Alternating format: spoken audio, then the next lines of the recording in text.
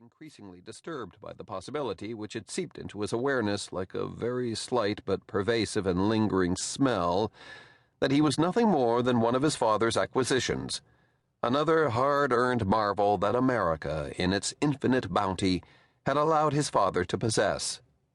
In the time since he had started working at the firm, Jacob had detected a casual dismissiveness in his father's tone, as though his father somehow sensed Jacob's uncertainties and disdained them.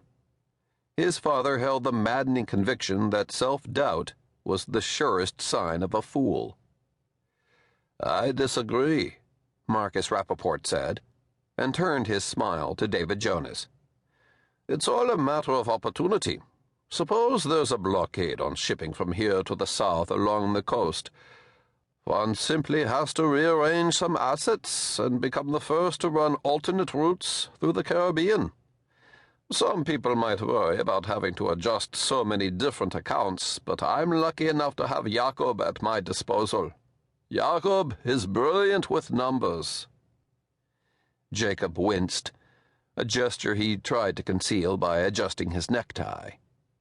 Across the table, Emma was holding one of the prayer books from the evening service, cradling it in her stubby, chapped fingers while she lovingly, delicately, and pointlessly folded and unfolded a single page again and again. "I believe we all agree on Jacob's talents," David Jonas said. Then he turned back to Jacob's father. "And that is why I have an opportunity for you, Marcus."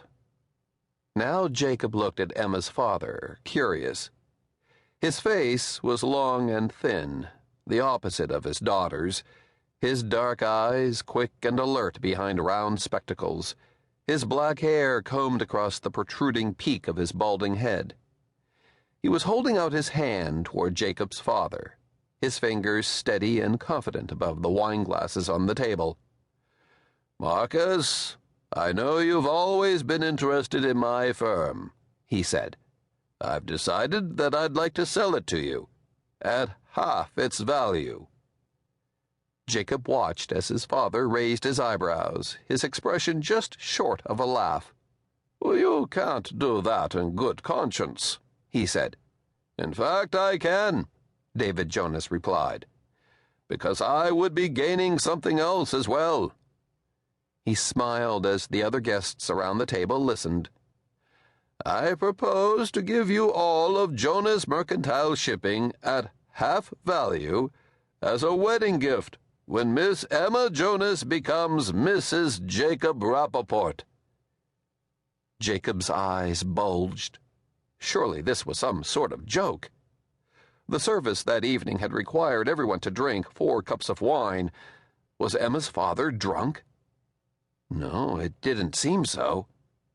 David Jonas was leaning forward with both hands braced on the edge of the table, his long, thin face expectant. Jacob's father laughed.